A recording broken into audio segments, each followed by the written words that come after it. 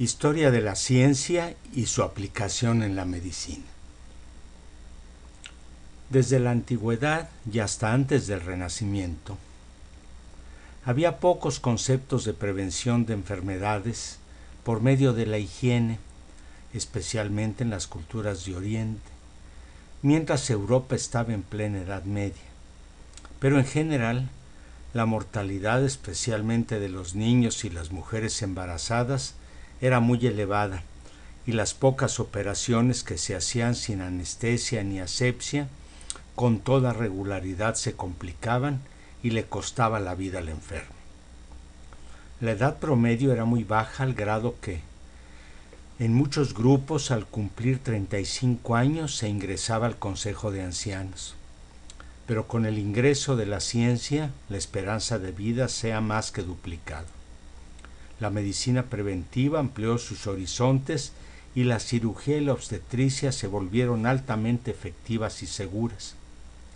Claro que eso ha acarreado otros problemas como la sobrepoblación, la contaminación del ambiente y la destrucción de la ecología del planeta, al grado que a la época actual se le ha llamado el antropoceno. Pero esa es otra historia. En la medicina hay muchos logros con los que hace poco ni siquiera se soñaba. El día de hoy hablaré de por qué los médicos debemos incluir en nuestro currículum al método científico y por qué un grupo de cardiólogos clínicos con preparación en epidemiología y bioestadística queremos compartir con ustedes los conocimientos de estas materias. Estas 4 razones son algunas de las que se esgrimen al hacer una invitación a estudiar la ciencia y sus aplicaciones. Pero algunos van más allá y consideran que es mejor dedicarse a estudiar los aspectos prácticos de la medicina y dejan que los investigadores se dediquen a ese campo. Lo interesante es que mucho de lo que leemos no está escrito por verdaderos investigadores y en cambio está lleno de deficiencias que debemos aprender a identificar. Las consecuencias de esta falta de preparación son palpables. Sabemos que la certeza en medicina no existe, que se trata de sistemas no lineales sino complejos y que necesitamos capacitarnos para medir el grado de evidencia, comprender, ligar y religar los hechos y calcular la probabilidad de los hallazgos y su veracidad. Estos datos apoyan la necesidad de estudiar la ciencia y su método. Ante los resultados de un estudio, la mayoría de los médicos aceptarán directamente lo que se les diga. Un pequeño número será capaz de razonar la probabilidad de los conceptos que se mencionan y un número aún menor tendrá la capacidad de analizar a fondo el diseño y la ejecución de la investigación, la interpretación que se le dé y las recomendaciones que se desprendan de ello. La mayoría solo son consumidores de la información, y esto no solo en países como México, sino también la falta de interés y conocimientos en ciencia, epidemiología y bioestadística se puede encontrar en el primer mundo. Podemos ver en un estudio efectuado en los Estados Unidos que solo algunos de los médicos de la Universidad de Harvard contestaron adecuadamente las preguntas relacionadas con una situación epidemiológica habitual. Me llamó la atención esta página de Melissa Walton, donde confiesa que aún trata de entender lo que significa el valor de P. Y la siguiente frase en la misma publicación, donde el psiquiatra Nasir Gaemi nos menciona acerca de nuestras decisiones en la vida, y precisamente una de ellas podría ser el capacitarse en bioestadística y epidemiología clínica. En general, el médico ignora los conocimientos básicos en ciencia y otros entienden o aplican mal. Como ejemplo están las reglas de causalidad y la plaga actual de buscar a toda costa un significado estadístico en las investigaciones. Muchos de los problemas son propiciados por la ignorancia, pero además por intereses económicos, políticos y administrativos.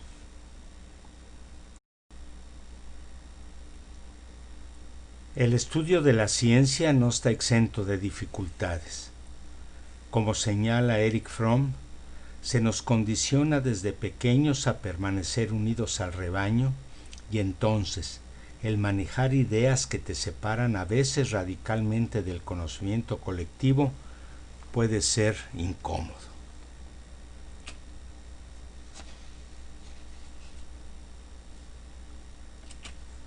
Dijo Albert Einstein que es muy difícil cambiar un prejuicio. Y vean cómo Lao Tse tuvo que salir de China cuando no pudo educar al pueblo. Cómo Galileo iba a ser condenado a muerte por decir que la Tierra no era el centro del universo. Y cómo Darwin ha sido ridiculizado a pesar de que los conceptos de la evolución son fundamentales para entender la biología y la medicina.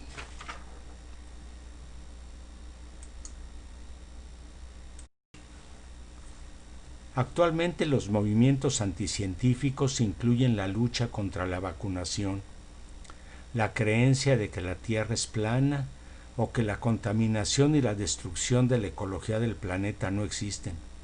Por eso hay llamados como este para unirnos a la cruzada en favor de la ciencia.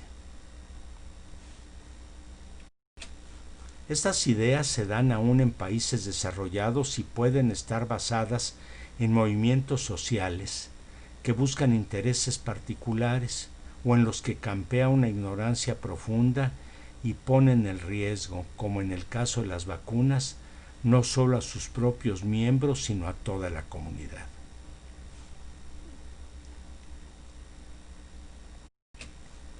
Aquí se muestran algunas recomendaciones para defender a la ciencia. Destacan la necesidad de mostrar su valor con hechos convincentes y hacerla accesible a los ciudadanos. Pero esto depende mayormente de elevar el nivel de educación.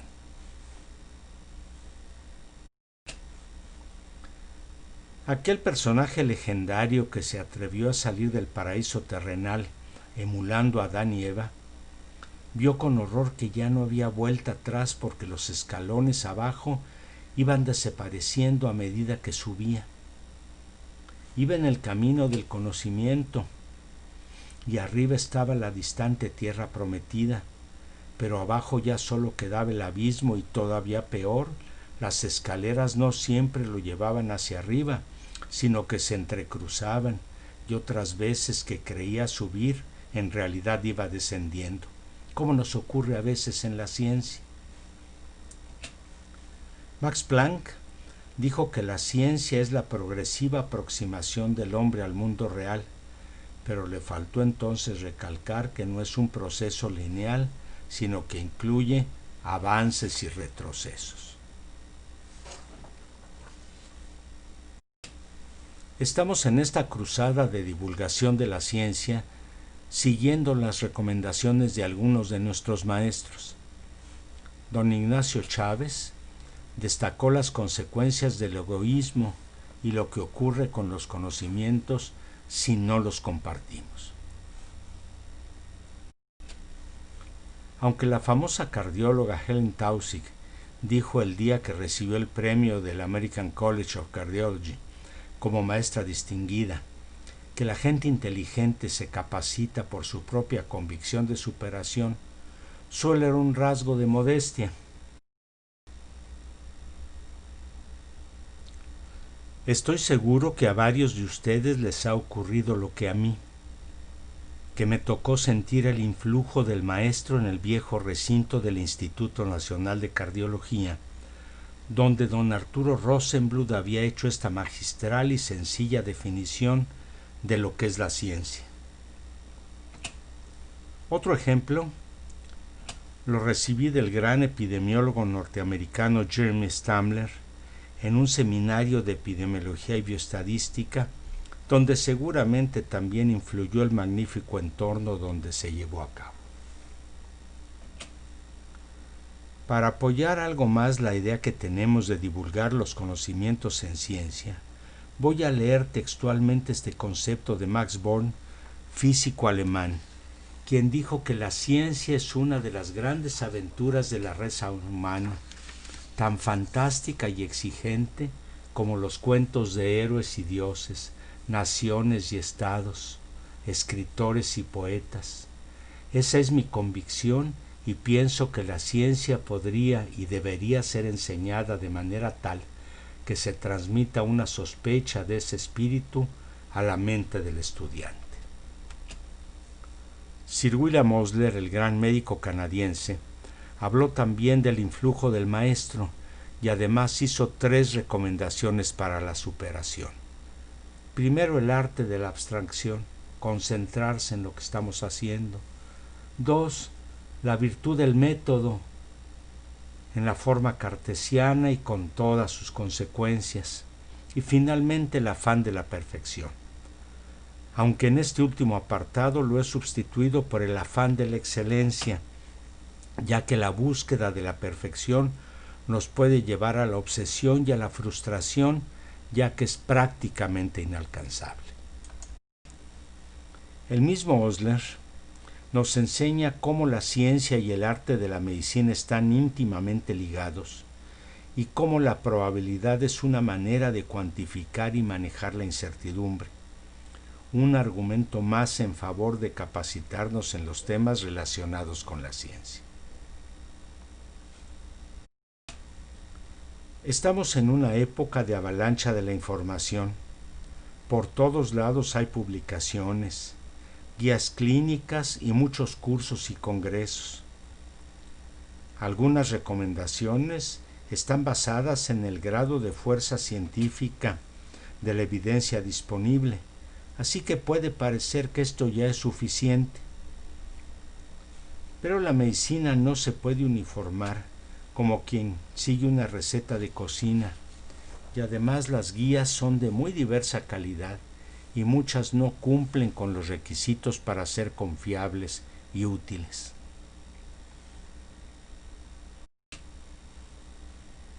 Hace algunos años se publicó en JAMA una crítica a las guías de 2 asociaciones de cardiología de los Estados Unidos, urgiendo a que se elaboraran con mejor calidad. Pero un poco después este autor va más allá y publica que las guías clínicas han perdido su sentido y que ya no son útiles.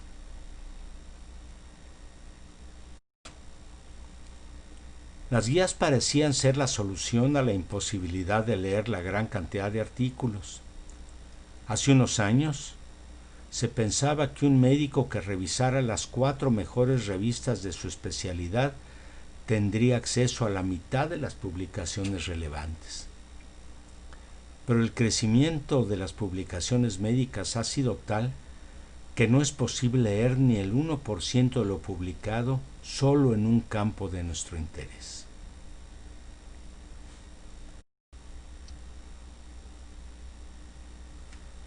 Dense por favor un tiempo y descarguen este artículo que revisa a fondo y clasifica las publicaciones y las revistas actuales. Es posible que se sientan abrumados por todo lo que se publica y cuyo crecimiento se ve claramente en esta gráfica, pero hay que entender lo masivo de la información. Aunque por fortuna hay grupos expertos que nos ayudan recolectando y clasificando los estudios de investigación, claramente debemos adquirir los conocimientos que nos permitan analizarlos y aprovecharlos de la mejor manera.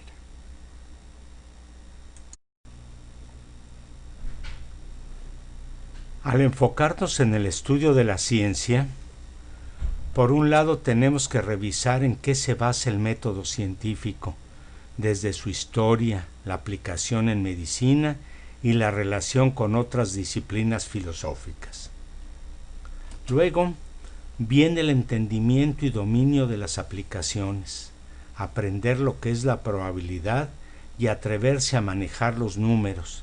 Hay que aprender a pensar y a tomar decisiones. El dominar el método científico no es sólo para los investigadores, sino para cualquiera que quiera analizar adecuadamente las publicaciones, aplicarlas a la clínica y, sobre todo, empeñarse en comprender y no solo en aprender y entender. A Niels Bohr, el físico de la mecánica cuántica, se le atribuye una anécdota en donde le pedían que describiera cómo medir la altura de un edificio.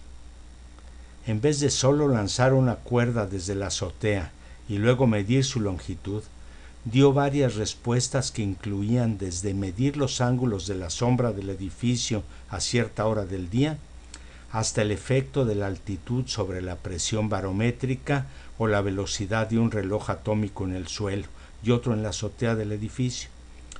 Nos insiste en que la solución a un problema nunca es una sola y que deben enfocarse desde diferentes puntos de vista. Su recomendación es que enseñemos a los alumnos a pensar y a resolver problemas. Y lo mismo está plasmado en la imagen de este personaje muy conocido de las caricaturas. Aprendamos a pensar. A veces nos refugiamos en la comodidad, porque para sobrevivir en un mundo lleno de amenazas y tareas, aprovechamos el conocimiento adquirido por otros, pensando que hay poco riesgo al hacerlo, pero no necesariamente siempre el caso.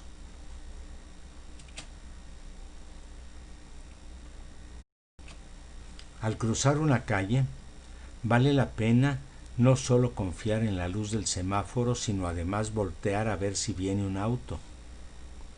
Tenemos que pensar activamente porque al elaborar patrones para sobrevivir, al cerebro le cuesta trabajo entender la aleatoriedad, y aunque el cerebro racional acepta la ciencia, el cerebro emocional está en su zona de confort cuando está arropado por la mayoría.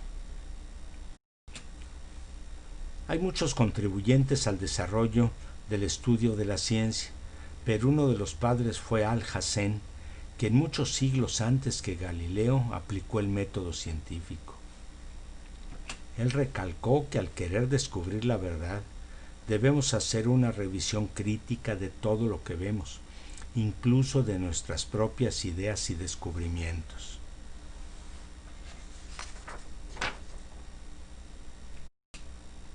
¿Qué papel tienen en la historia de la ciencia los personajes que tradicionalmente han sido considerados como sus creadores? Seguramente hubo desarrollo de la ciencia en lugares como el Lejano Oriente, China, Japón y en culturas americanas como los mayas, pero vamos a analizar qué llevó a la madurez de la ciencia en el Renacimiento europeo. Aquí vemos en esta pintura de Rafael a varios personajes que contribuyeron al inicio del estudio del funcionamiento de la naturaleza sin tener que invocar para ello a los dioses y sus misterios. Más adelante, los conocimientos de los árabes fueron llevados en sus conquistas a Egipto y se formó una alianza de conocimientos entre Alejandría, Atenas y Constantinopla, y la influencia llegó a Roma y a sitios tan lejanos como París y Andalucía. En el Renacimiento, Tomás Moro, el personaje de arriba a la izquierda, escribió su utopía donde hablaba de una sociedad perfecta. Siguió Francis Bacon, también en Inglaterra y también con una nueva utopía llamada la Nueva Atlántida, y ahí describió la casa de Salomón como un lugar de búsqueda y divulgación del conocimiento. En Francia, René Descartes describió la forma de hacer investigación por medio de su discurso del método, y en Italia, Galileo aplicó estos conceptos a la astronomía y además dejó plena constancia de su aplicación, la que sería magistralmente usada poco después por Sir Isaac Newton. No olvidemos colocar aquí a Alhazen, cuyos trabajos ya eran conocidos en Europa en el siglo XVI.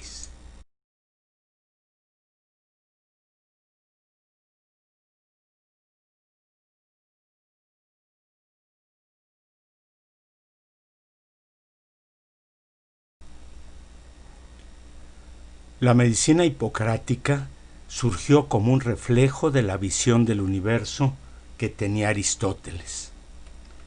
Los 4 elementos sirvieron de base para los 4 humores. Por siglos siguieron reinando los conceptos hipocráticos, la magia y la religión como la explicación de la salud y la enfermedad, y no fue sino hasta los estudios de Leonardo en que se empezó a observar directamente primero a los animales y luego a los humanos, sin basarse como antes exclusivamente en los escritos antiguos. A los anatomistas Andrés Vesalio y Fabricio de Aquapendente siguieron las observaciones fisiológicas, como en el caso de William Harvey, y finalmente la investigación dio el gran salto con Claude Bernard. Sin embargo, la medicina de la época aún no se beneficiaría de estos descubrimientos. Así, en pleno siglo XVIII, los médicos eran ridiculizados por su falta de tino y eficacia.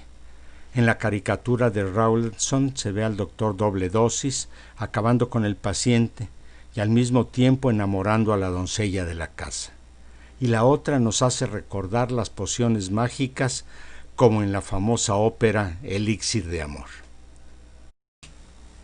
No fue sino hasta el conflicto de la Guerra de Crimea en que la fundadora de la enfermería, Florence Nightingale, además de crear la estructura y función de los hospitales modernos, introdujo la estadística en la medicina.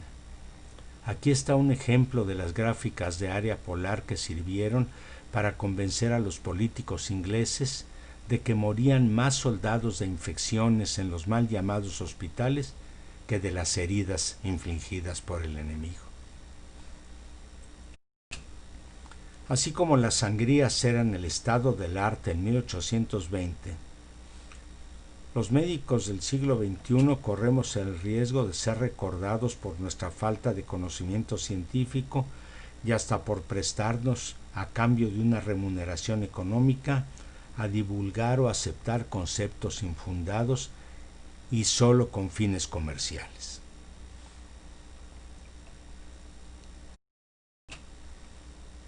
Muchos profesionistas de las ciencias biológicas crecimos alejados de las matemáticas y hasta con cierto temor o aversión a ellas.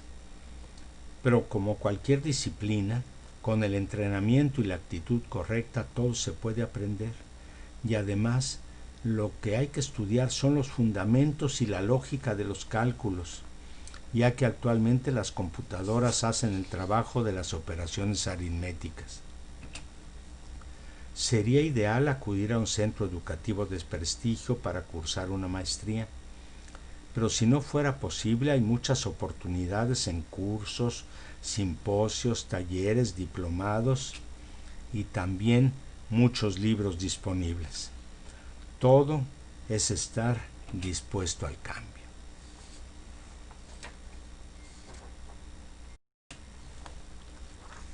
Estos 2 autores señalan varias razones poderosas para que nos preparemos en el entendimiento de los estudios de investigación científica. Se afirma que la gran mayoría de los estudios en medicina están mal hechos porque provienen de manos inexpertas. Además, la tendencia actual de encontrar a toda costa un resultado estadísticamente significativo hace que no haya objetividad en las investigaciones al grado de perder la honradez al mostrar los resultados. En esta publicación se menciona que en cardiología ya no se presentan los hallazgos de los estudios en forma imparcial, sino que inevitablemente llevan un apoyo de los autores que enfatizan demasiado supuestas bondades que no han sido demostradas, y con el uso del lenguaje o términos enfocados a confundir. Esto ocurre aún en revistas de prestigio, las que ya en más de una ocasión han sido desacreditadas. Las recomendaciones de Karl Popper, que para validar un concepto debe ser reproducido en diferentes escenarios y situaciones, y además sujeto a las pruebas de falsación, son desoídos, ya que muchos supuestos hallazgos no pasarían estas pruebas. En esta publicación de la Clínica Mayo, en donde se revisan después de una década aquellos temas que se habían vuelto contradictorios, vemos cómo más de la mitad, el 62%, no resistieron el paso del tiempo y se habían revertido o se habían mantenido al menos dudosos, y solo el 38%, mostrado aquí en la barra verde, permanecieron vigentes. Algunas veces se debe a la prisa con la que se quieren difundir conceptos que aún no han sido reproducidos y confirmados. Algunos de los temas que fueron revertidos están aquí a mano derecha: el tratamiento de la cardiopatía coronaria estable con o sin angioplastía, el efecto del control muy intenso de la diabetes tipo 2, sobre todo en enfermos con comorbilidades, y la falta todavía de indicación de reparar la estenosis de la arteria renal en enfermos hipertensos. En los últimos años hemos visto cómo nueva evidencia, o la misma evidencia pero mejor analizada, nos lleva a diferentes conclusiones.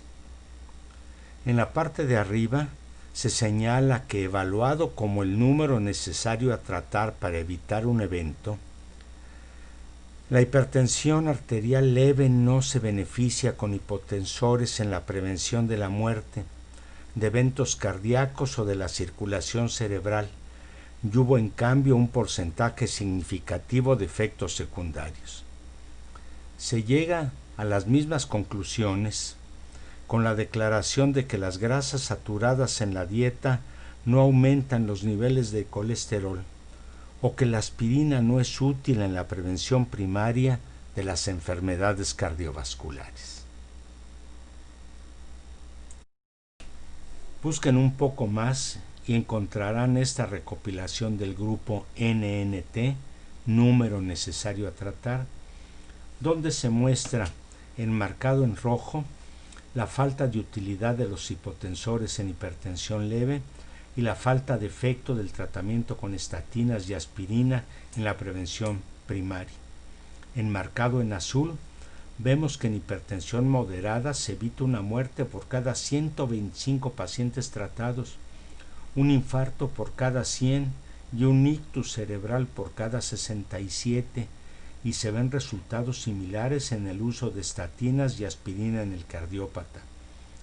Estos números tan altos de pacientes que se deben tratar para evitar un evento hace muy difícil que se reflejen en la práctica clínica. Vemos además que los efectos colaterales no son raros.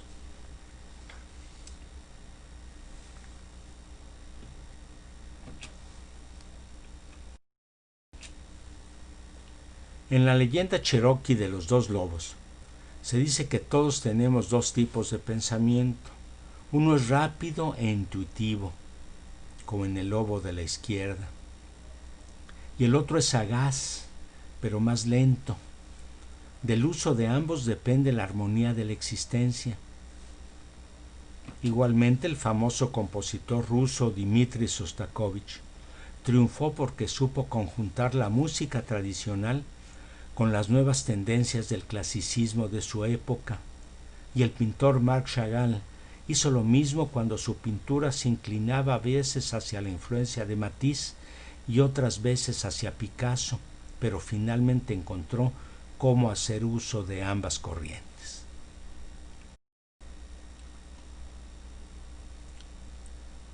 Así como los artistas mencionados pudieron conjuntar diversas tendencias para hacer sus obras, esto nos puede ayudar en la toma de decisiones ante el caso de un enfermo o en la evaluación de un estudio de investigación, donde seguimos el proceso llamado heurística.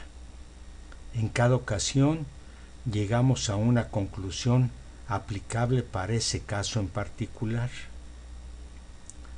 Como en la leyenda de los dos lobos, Daniel Kahneman nos instruye a utilizar ambas técnicas. Así, al observar la imagen de la derecha llegaríamos a conclusiones diferentes sobre el tamaño de las figuras si la vemos solo de pasada o si nos detenemos a revisarla con detenimiento. Ambas técnicas van a ser útiles en la medicina.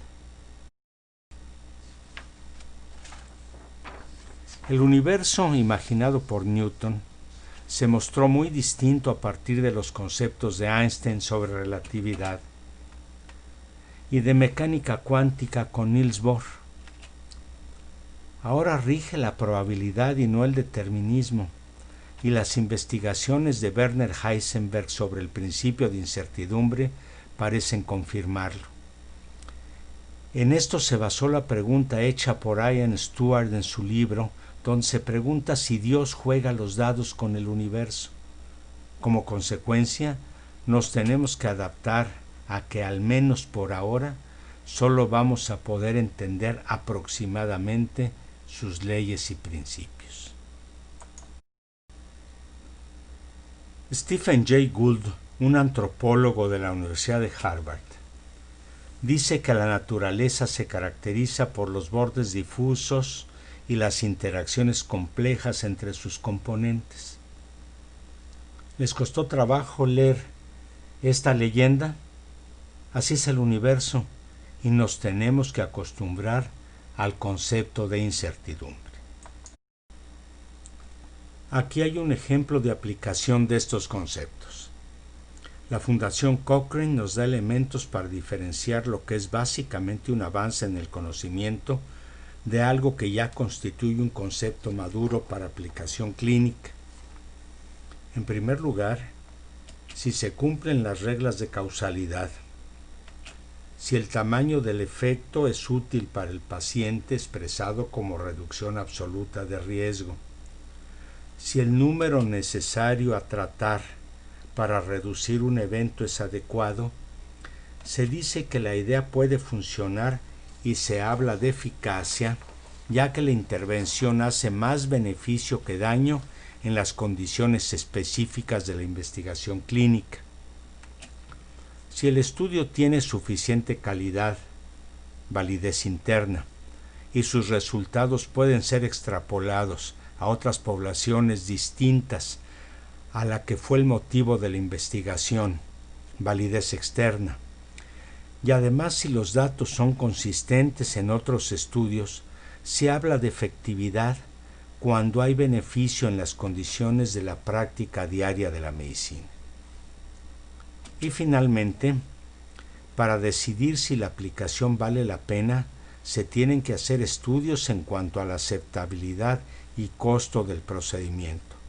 Esto suele en general ser tarea de los gobiernos y las agencias internacionales de salud.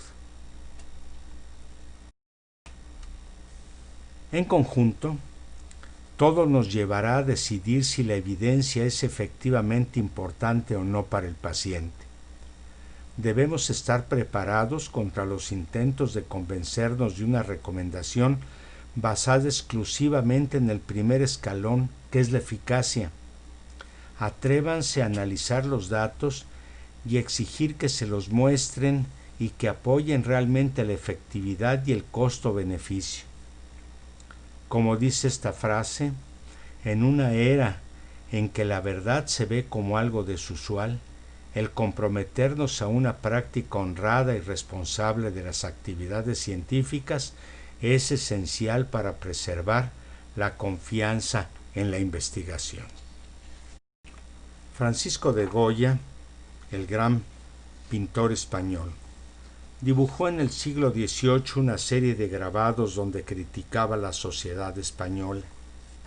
Ahí, donde se apoya este personaje, se lee que el sueño de la razón produce monstruos.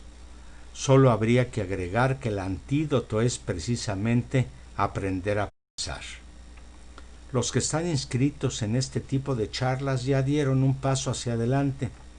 Aunque otros los consideren como a esta oveja, sigan persiguiendo la utopía del conocimiento, porque la utopía, como dice nuestro gran amigo Rafael Chávez Domínguez, nos permite seguir caminando.